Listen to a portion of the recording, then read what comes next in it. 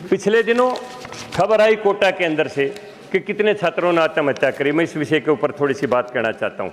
एक आदमी शीर्ष पद के ऊपर खड़ा होके ये कहे मैं इंजीनियर हूँ, मैं ऐसे समाज में पैदा हुआ हूँ जो कि हिसाब किताब के अंदर पूरी तरह से परफेक्ट होता है, और वही आदमी अगर किसी शराब घोटाले के अंदर जेल के अंदर जाता है तो उसकी शिक्षा के अंदर कोई न कोई कमी है। एक सर्वेक्षण हुआ 2014 में, सरकारी स्कूलों में तीसरी कक्षा के 75% बच्चे और 5वीं कक्षा के 50% बच्चे और 8वीं कक्षा के 25% बच्चे उस सवाल का जवाब नहीं दे पाए जो दूसरी कक्षा का सवाल था। और मुझे कहते हुए बड़ा अफसोस हो रहा है कि 40% बच्चे ऐसे थे जो 100 के अंकों को नहीं पहचान सकते थे। नमस्कार दोस्तों, जय श्री राम। कैसे हैं आप सब? आप सबका स्वागत है आज की वीडियो के अंदर। आज हम बात करने वाले हैं सदन में दिए गए एक ऐसे भाषण के बारे में जो कि पूरी की पूरी हमारी एजुकेशन सिस्टम को उधेड़ के रख देता है। ये भाषण दिया रामचंद्र जागरा जी ने, और उन्होंने कहा कि एक सर्वे ऐसा हुआ था एजुकेशन का, सरकारी स्कूलों का, कि बच्चे 8वीं क्लास के बच्चे भी दूसरी क्लास के सवाल का जवाब नहीं दे पाए, और यहाँ तक कि उन्हें 100 का अंक पहचानने में भी परेशानी हुई। वो नहीं पहचान पा रहे थे ये जो 100 का अंक है ये कितने का अंक है। तो क्या कुछ कहा उन्होंने सदन के अंदर, आइए चलिए आप खुद देखिए। शिक्षा के विषय में माननीय महोदया हमारे भाई संजय सिंह जी चले गए। काफ़ी उन्होंने मौजूदा शिक्षा वातावरण के ऊपर कई कटाक्ष किए हैं। अचंभा होता है एक आदमी शीर्ष पद के ऊपर खड़ा होके ये कहे मैं इंजीनियर हूं, मैं ऐसे समाज में पैदा हुआ हूं जो कि हिसाब किताब के अंदर पूरी तरह से परफेक्ट होता है, और वही आदमी अगर किसी शराब घोटाले के अंदर जेल के अंदर जाता है तो उसकी शिक्षा के अंदर कोई न कोई कमी है, उसकी शिक्षा में नैतिकता नहीं। हमारी माननीय कन्निमोझी जी यहाँ से चली गई। तमिलनाडु की शिक्षा के ऊपर काफ़ी उन्होंने चर्चा की थी, लेकिन हमें अचंभा होता है शिक्षा लेके उस शिक्षा संस्थानों से निकल के और ऐसे उस सदन तक लोग आ जाते हैं, ऊंचे से ऊंचा पद भी ग्रहण कर लेते हैं, और अगर उसके बाद किसी स्पेक्ट्रम घोटाले के अंदर जेल की हवा खाते हैं तो उनकी शिक्षा के अंदर कोई न कोई कमी है। वो शिक्षा नैतिकता नहीं सिखाती है। शिक्षा के अंदर भारतीय ज्ञान परंपरा के अनुसार नैतिकता को सबसे बड़ा बढ़ावा दिया गया है। शिक्षा, जैसा मैंने कहा, केवल मात्र जीविका उपार्जन नहीं, ये जीवन का निर्माण करती है। इसलिए शिक्षा के अंदर बहुत कुछ आमूल चूल परिवर्तन की जरूरत है। भारत में आज़ादी के बाद इस ओर जोर दिया जा सकता था, क्योंकि 1192 में तेहरान में दूसरी लड़ाई में मोहम्मद गौरी द्वारा पृथ्वीराज के पर विजय प्राप्ति के बाद 1947 तक 755 वर्ष इस देश ने गुलामी का दंश झेला है। उसके अंदर बहुत कुछ हमारी ज्ञान परंपरा के ऊपर कुठाराघात किया गया है। भारत वो देश है जिसमें ईसा से 700 साल पहले तक्षशिला विश्वविद्यालय यहाँ पर निर्माण कर दिया गया था, उसकी स्थापना हो गई थी। ईसा से 400 वर्ष पहले यहाँ पर नालंदा विश्वविद्यालय की स्थापना हो गई थी। पूरी दुनिया से छात्र हमारे देश के अंदर शिक्षा ग्रहण करने के लिए आते थे, लेकिन देश का दुर्भाग्य रहा, बख्तियार खिलजी जैसे जो लोग आए उन्होंने भारतीय ज्ञान परंपरा को नष्ट करने के अंदर कोई कमी नहीं छोड़ी। कोई भी वो कोशिश जो भारतीय ज्ञान परंपरा को नष्ट कर सकती थी, उन्होंने हर वो संभव कोशिश की है। भारत के विश्वविद्यालयों में इतिहास गवाह है, 6-6 महीने तक नालंदा की लाइब्रेरी की आग नहीं बुझी। हम अंदाजा लगा सकते हैं कि कितनी ज्ञान परंपरा, कितना समृद्ध ज्ञान वहाँ पर संचित किया गया था। लेकिन क्यों भूल जाते हैं लोग कि आज उसी भारतीय ज्ञान परंपरा के भंडार नालंदा विश्वविद्यालय के जीर्णोद्धार नरेंद्र मोदी सरकार द्वारा किया गया है, नरेंद्र मोदी सरकार द्वारा किया गया है। अगर शिक्षा में केवल मात्र जीविका उपार्जन का साधन करेंगे और कोई नैतिकता नहीं आएगी तो फिर उस शिक्षा का अर्थ क्या रहेगा।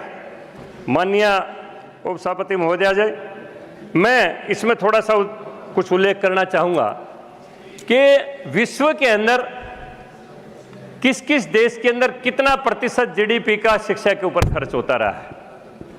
हमारी पहली शिक्षा नीति 1968 के अंदर आई, दूसरी शिक्षा नीति 1986 के अंदर आई, तीसरी शिक्षा नीति आई, उसमें भी 1986 की शिक्षा नीति को ही दोहराया गया, उसके अंदर कोई विशेष परिवर्तन नहीं किया गया। लेकिन 1992 में जो शिक्षा नीति आई उसमें संकल्प लिया गया था कि हम जीडीपी का 6% हम शिक्षा के विकास के ऊपर खर्च करेंगे। लेकिन मैं कुछ आंकड़े देना चाहूंगा। हमारे देश के अंदर जो शिक्षा के ऊपर खर्च हुआ है 1951-52 में केवल मात्र 0.64% खर्च शिक्षा के ऊपर होता था। 1991-92 में यह आंकड़ा 3.4% था और 2020 से पहले कभी भी 4.3% से ऊपर यह आंकड़ा नहीं गया। नई शिक्षा नीति में संकल्प लिया गया 2020 में 34 वर्षों के बाद जो नई शिक्षा नीति आई कि हम 6% कम से कम शिक्षा नीति के ऊपर, शिक्षा के ऊपर खर्च करेंगे। और उसके अंदर शिक्षा के उद्देश्यों को बदला गया है। शिक्षा, जैसे मैंने कहा, केवल मात्र जीविका उपार्जन नहीं है, हमारे सामने बहुत बड़ी चुनौती है। एक सर्वेक्षण हुआ 2014 में, सरकारी स्कूलों में तीसरी कक्षा के 75% बच्चे और 5वीं कक्षा के 50% बच्चे और 8वीं कक्षा के 25% बच्चे उस सवाल का जवाब नहीं दे पाए जो दूसरी कक्षा का सवाल था। और मुझे कहते हुए बड़ा अफसोस हो रहा है कि 40% बच्चे ऐसे थे जो 100 के अंकों को नहीं पहचान सकते थे। यह अंग्रेजियत की शिक्षा का परिणाम रहा। माननीय महोदय, पश्चिमी बंगाल के पहले चीफ मिनिस्टर प्रफुल्ल चंद्र घोष बने। उन्होंने पूछा कि जो अंग्रेजों के स्वामित्व के कारखाने थे, अंग्रेज तो छोड़ के चले गए, वो कारखाने बंद है या चल रहे हैं? उनके सेक्रेटरी ने जब पता किया तो उनको इंफॉर्मेशन दी, उनको बताया कि सारे कारखाने चल रहे हैं। तो उन्होंने पूछा चला कौन रहा है? तो उन्होंने कहा राजस्थान के, पंजाब के मारवाड़ी बनियों ने सारे कारखाने खरीद लिए, वो चला रहे हैं। और जब उन्होंने पूछा कि उनकी शिक्षा क्या है तो उत्तर क्या था? उनमें से कोई भी मिडिल पास नहीं था, लेकिन वो कारखाने चला रहे थे। क्योंकि हमारी प्राचीन जो शिक्षा पद्धति थी, उन्होंने गणित की शिक्षा चौथी क्लास तक ले ली थी। हमने भी जब चौथी क्लास पास की तो हमें कटमा पाढ़े याद थे 20 तक के, डाऊ हुट्टा पौना डेढ़ा सवाया ये भी याद थे। 5वीं क्लास पास करके कोई भी बच्चा 6 महीने मुनीमी की ट्रेनिंग लेके किसी भी दुकान पर, किसी भी संस्थान में जाके मुनीमी करता था, अकाउंटेंसी करता था। लेकिन आज अगर कोई बीकॉम, अगर कोई एमकॉम बच्चा हो, उसे पूछे 19 निमा कितने होते हैं, वो 171 नहीं बता सकता है। 16 निमा कितना होते हैं, 144 नहीं बता सकता है। 17 निमा 153 नहीं बता सकता है। वो कैलकुलेटर उठाएगा, अगर कैलकुलेटर में वायरस होगा तो वो संख्या भी गलत बताएगा, उसका दिमाग तो काम ही नहीं करता है। ये हमारी शिक्षा पद्धति, जो प्राचीन पद्धति थी, जो गुरु प्रणाली थी, उसके ऊपर बड़े बड़े आघात हुए हैं। क्योंकि लंबे समय तक मुगलई काल रहा। हमारी जो गुरुकुल परंपरा थी, जो गुरुकुल की शिक्षा थी, वो मदरसों में चली गई। और जब देश आजाद है 1947 के बाद, तो मदरसा शिक्षा सीधी मिशनरी शिक्षा हो गई और अंग्रेजियत का प्रभाव इस देश के ऊपर हो गया। मैकाले ने 1835 में ब्रिटिश पार्लियामेंट में जो बात कही थी, अगर हिंदुस्तान को गुलाम बना के रखना है तो शिक्षा पद्धति को बदलना पड़ेगा और इनको ये प्रभाव देना पड़ेगा कि अंग्रेजी जानने वाला आदमी शायद कोई बहुत बड़ा आदमी होता होगा। और अंग्रेजी एक स्टैंडर्ड का विषय मान लिया गया, इसलिए सब लोगों ने अपने बच्चों को अंग्रेजी स्कूलों में डालना शुरू कर दिया। अब किसी बच्चे से पूछे 2 का पहाड़ा क्या होता है, उसको याद नहीं है। किसी बच्चे को पूछे मामी क्या होती है, याद नहीं है। किसी बच्चे को पूछे कि बुआ क्या होती है, उसको याद नहीं है। सारे अंकल आंटी हैं, सब कुछ अंग्रेजियत का प्रभाव है ये। हमारे संबंध खत्म हो गए, हमारी गणित खत्म हो गई। ये अंग्रेजियत का प्रभाव था। इसलिए जो नई शिक्षा नीति जो हमारी आई है, इसके उद्देश्य केवल मात्र जीविका उपार्जन नहीं है, जैसा मैंने माननीय महोदय कहा है। नई शिक्षा नीति का जो लक्ष्य लिया गया है कि बच्चों की लिखने पढ़ने की योग्यता, आधारभूत गणितीय शिक्षा प्राप्त करने में सहायता करना अनिवार्य राष्ट्रीय लक्ष्य रखा गया है।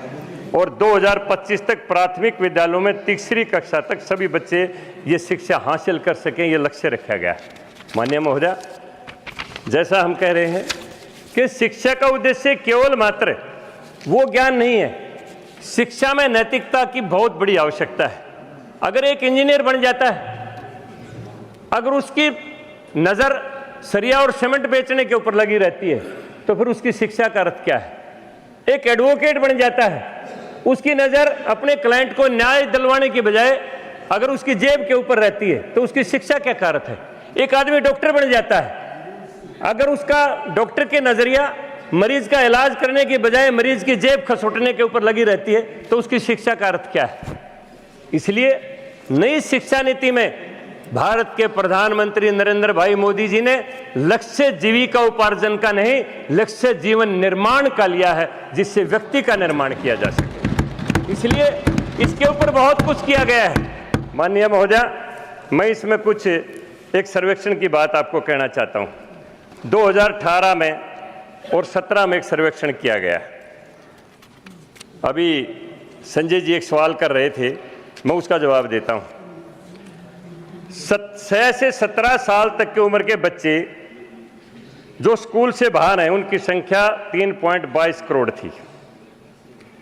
ये लक्ष्य लिया गया है कि 2030 तक 100% बच्चे स्कूल के अंदर रह के शिक्षा प्राप्त करें, सरकारी स्कूलों का वो स्तर बढ़े और सरकारी स्कूलों की ही वो गुणवत्ता रहे कि कोई भी ड्रॉप आउट ना हो। ये नई शिक्षा नीति के अंदर लक्ष्य लिया गया है। मैं अभी बीच में जो बात कर रहा था कि छात्रों द्वारा जो आज की जो शिक्षा है, रट्टाफिकेशन की जो शिक्षा है, मैं उसके अंदर कुछ उल्लेख करना चाहूँगा। पिछले दिनों खबर आई कोटा के अंदर से कि कितने छात्रों ने आत्महत्या करी। मैं इस विषय के ऊपर थोड़ी सी बात कहना चाहता हूँ। शिक्षा प्रणाली के अंदर जो त्रुटियां रही, इसके अंदर 10 अप्रैल 2019 को तेलंगाना बोर्ड ने इंटरमीडिएट रिजल्ट का रिजल्ट घोषित किया था। 10 लाख विद्यार्थियों ने परीक्षा दी, इनमें से 3 लाख विद्यार्थी फेल हो गए, 22 बच्चों ने आत्महत्या कर ली। हमारे देश में परीक्षा में असफलता का सामना करने के फलस्वरूप आत्महत्या करने वाले विद्यार्थियों की संख्या इतनी बड़ी है। कुछ समय पहले भारत सरकार ने एक प्रश्न के उत्तर में संसद में जानकारी दी थी कि विभिन्न परीक्षाओं में असफल होने के फलस्वरूप देश भर में 2014 से 2016 तक 20,476 विद्यार्थियों ने आत्महत्या की। देश के लिए कितनी बड़ी चुनौती है। क्या केवल मात्र परीक्षा के अंदर कुछ कम अंक आ गए और आत्महत्याएं कर ली बच्चों ने? उनकी शिक्षा का स्तर क्या रहा, उनका मानसिक स्तर क्या रहा? हमारे देश में अग्निवीर योजना चालू की गई, करोड़ों की अरबों की संपत्ति हमारे छात्रों ने आग की भेंट चढ़ा दी। उनकी शिक्षा का स्तर क्या था? उनकी शिक्षा में राष्ट्रीयता थी ही नहीं। अगर शिक्षा में राष्ट्रीयता होती तो अपने देश की संपत्ति को वो स्टूडेंट कैसे सवा करते? मैं मानता हूं उसके पीछे कोई साजिश हो सकती है, बच्चों को बहकाया जा सकता है, बच्चों को इस बात के लिए उकसाया जा सकता है, लेकिन वो उकसे क्यों? उनकी शिक्षा के अंदर राष्ट्रीयता का अभाव था, तो ही उन्होंने अग्नि की भेंट देश की संपत्ति को चढ़ा दिया। शिक्षा के अंदर राष्ट्रीयता जगे, शिक्षा के अंदर वो गुणवत्ता हो जिसमें नैतिकता जगे। कोई भी शिक्षित व्यक्ति का माँ बाप किसी वृद्धाश्रम में ना रहे। अगर हम रास्ते में जा रहे हैं, सड़क के ऊपर कोई घायल आदमी पड़ा हुआ है और हम ये छोड़ के चल देते हैं कि मुझे क्या लेना देना है, क्यों खामखा बीमारी मोल ली, कभी मेरे सिर ना पड़ जाए, तो मेरी शिक्षा का कोई अर्थ नहीं, उस शिक्षा का कोई मायने नहीं, क्योंकि शिक्षा में नैतिकता और भावुकता है ही नहीं। शिक्षा तो भावनाओं को जगाने का, आध्यात्मिकता को जगाने का एक साधन होना चाहिए। माननीय, मैं थोड़ा सा वक्त चाहूँगा, मेरी बात पूरी नहीं हुई है, मैं थोड़ा सा मुझे वक्त दो। माननीय सर, 1 मिनट में कंक्लूड करें, और भी लोग हैं। मैं इसमें देखिए, हमारी शिक्षा का होना चाहिए, कि बच्चे निराश होकर कोई आत्मघाती कदम ना उठाएं। मैं नई शिक्षा नीति का उद्देश्य आपको कह रहा हूं, बच्चे निराश होकर आत्मघाती कदम ना उठाएं। भविष्य में अपने आप को साबित करने में अनेक और भी मौके मिलेंगे। दुनिया में ऐसे महान लोगों की भरमार है जो अपने आरंभिक जीवन में फेल होते रहे हैं, किंतु बाद में उन्होंने इतिहास रच दिया। रात के बाद दिन भी आता है, निराश होने की जरूरत नहीं है। हार ना माने, अपनी क्षमता को पहचाने, चुनौती को स्वीकार करें, सफलता अवश्य मिलेगी। किसी से अपनी तुलना ना करें, अपनी गलतियों से सीखें, उसमें सुधार लाएं। समझना जरूरी है, जो बच्चे 95% तक लाते हैं, क्या वो न्यूटन बन जाते हैं? क्या एडिसन बन जाते हैं? क्या आइंस्टीन बन जाते हैं? इसलिए मैं कहना चाहूंगा कि सफलता का परीक्षाओं में प्राप्त अंकों से कोई सीधा संबंध नहीं है। सफलता के लिए सकारात्मक सोच, दृढ़ निश्चय और निरंतर प्रयास जरूरी है। शिक्षा का उद्देश्य ये होना चाहिए।